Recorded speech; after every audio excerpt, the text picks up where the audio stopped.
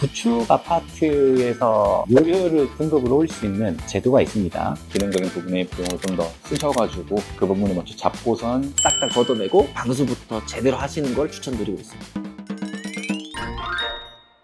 안녕하세요. 저는 드림하우스 대표 장경주라고 합니다. 이나사라는 인테리어 업체를 운영하고 있는 대표 김민수입니다.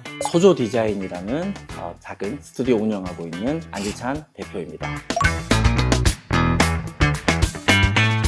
구축이 보통 두 가지로 나뉘는데, 오래된 빌라, 오래된 아파트가 있잖아요. 빌라 같은 경우는 천정 마감재를 그 2.7mm짜리 합판으로 마감을 한 경우가 있고요. 아파트 같은 경우는 밤나이트라고 하는데 성면이라고 하는 마감재를 쓴 경우가 있습니다. 그런데 굉장히 오래된 구축인데 그걸 한 번도 수정하지 않은 상태일 때는 분명히 그 내부에 전기 배선이나 이런 것들이 상태가 굉장히 안 좋을 가능성이 크다고 생각을 하거든요. 그래서 저희는 현장을 실측을 갈 때는 일단 먼저 천정 쪽을 만져보고 1차 파악을 해서 꼭 안내를 드리는 편입니다. 구축 같은 경우는 이제 수명이 좀 오래돼서 배관이 막혀 있다거나 배관 자체가 옛날 동배관이라거나 이런 것들이 좀 많이 있고요. 구축에서 그런 설비적인 부분을 잘 안 잡고 가면은 이제 공사가 다 끝났는데 배관이 막힌다거나 습도가 좀 안 좋다거나 그런 부분들이 좀 있기 때문에 기능적인 부분의 비용을 좀 더 쓰셔가지고 그 부분을 먼저 잡고선 이제 디자인적인 부분에 투자하는 게 맞다라고 생각합니다.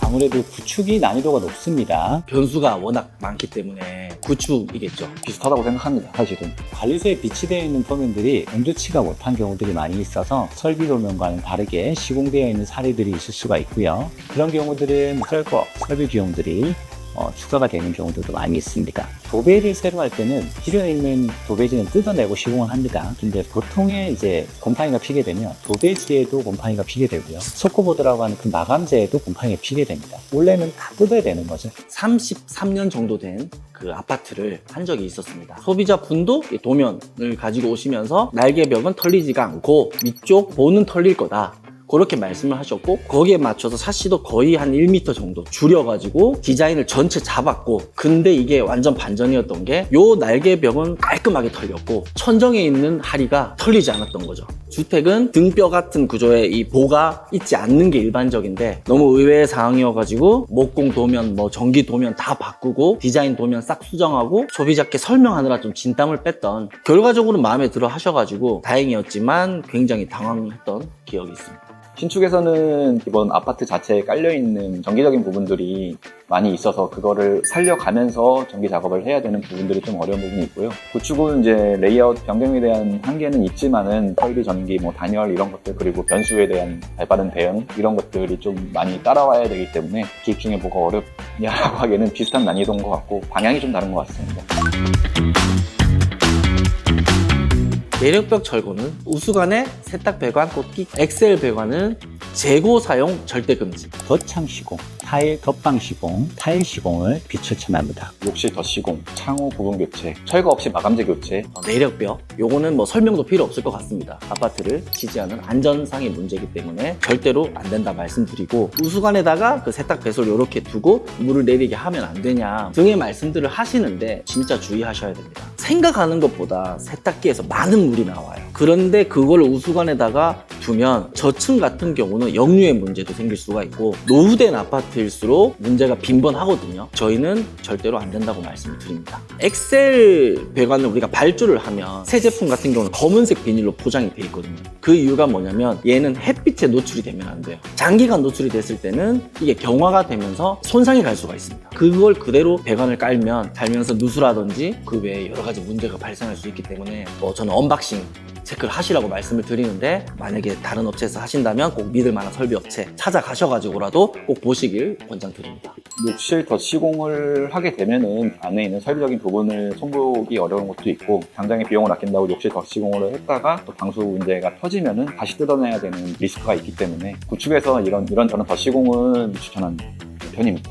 창호가 단열에 굉장히 중요한 역할을 하고 있는데 대부분 창호가 이제 알루미늄 샤시예요. 교체가 아닌 비용 절감을 위해서 겹방 시공 이런 것들 좀 많이 하는 편인데 사실 생각보다 효과가 없습니다. 교체를 해서 PVC 창호로 바꾸는 게 단열과 소음 등에서 효과가 있고 난방비나 뭐 에어컨 비용이나 이런 것들 따졌을 때는 길게 본다면은 그게 또 이득일 것 같아서. 욕실의 경우 바닥에 있는 타일이 들떠 있거나 두 번 이상 덧방을 했거나 크랙이 많이 가 있거나 이런 경우들은 덧방을 하시면 안 됩니다. 전체 철거를 하고 방수를 하시는 걸 추천드리고 있습니다. 구축 아파트는 이미 추운 환경이다 보니 타일 시공을 상황을 조금 더 악화시킬 수 있습니다. 차가운 성질을 가지고 있는 타일보다는 따뜻한 질감을 가지고 있는 강마루를 추천드립니다.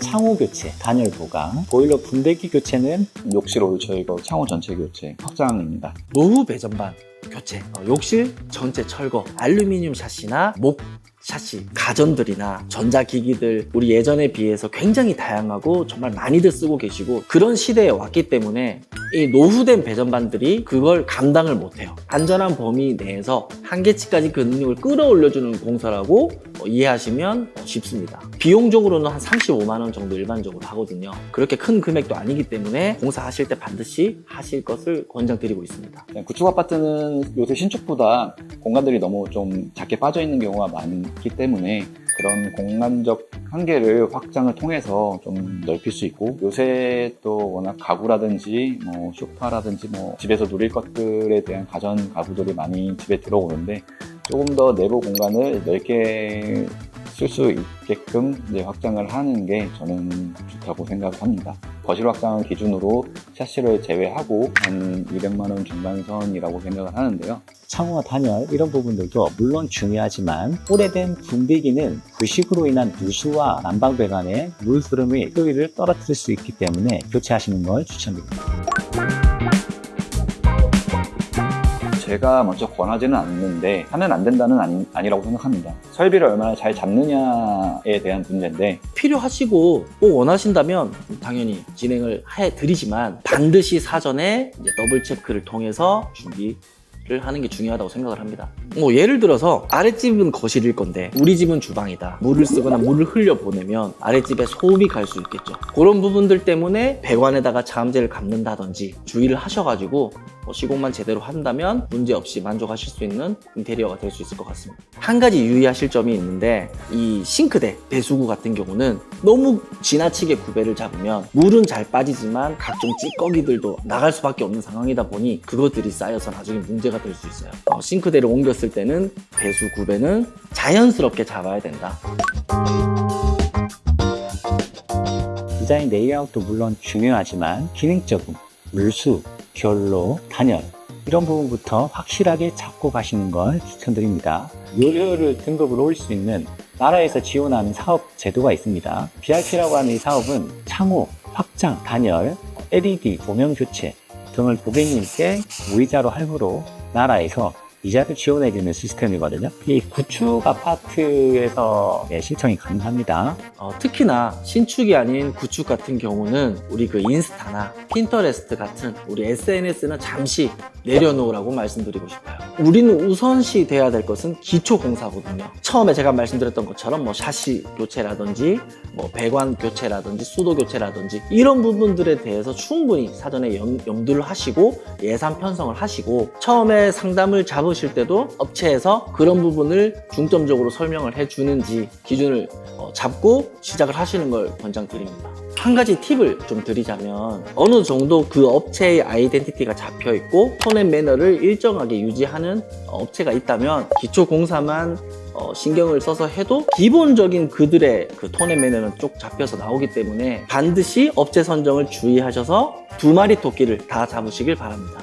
저는 이제 구축 아파트 인테리어 공사를 계획하신다면 공사 기간을 조금 더 여유롭게 잡으시는 것을 추천드립니다. 제가 봤을 땐 최소한 5주에서부터 시작을 해야 된다고 생각을 하고 있고요. 요새는 아파트마다 작업 허가 시간에 대한 편차가 너무 또 크고, 이사 가시는 집의 작업 시간이 너무 짧다면 공사 기간을 조금 더 여유롭게 잡으시는 게 공사의 결과가 좋게 나올 것이라고 생각합니다.